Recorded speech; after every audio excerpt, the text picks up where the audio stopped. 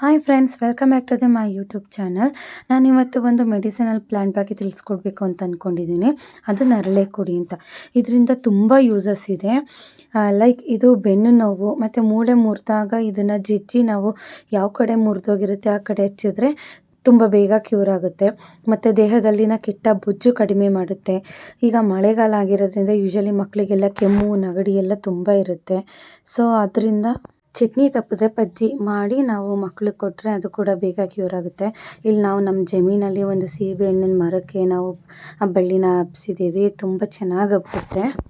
ಮತ್ತು ಅಜೀರ್ಣ ಸಮಸ್ಯೆ, ರಕ್ತಹೀನತೆ, ಅಲ್ಲೂ ನಮ್ಗೆ ಏನಾರ ಪೇಯ್ನ್ ಆಗ್ತಿದ್ರೆ ಅದು ಕಮ್ಮಿ ಮಾಡೋವಂಥ ಶಕ್ತಿ ಕೂಡ ಇದೆ. ಮತ್ತು ಇದು ಮೂಲವ್ಯಾಧಿಗೂ ಕೂಡ ತುಂಬ ಒಳ್ಳೆ ಮದ್ದು ಅಂತಲೇ ಹೇಳ್ಬೋದು.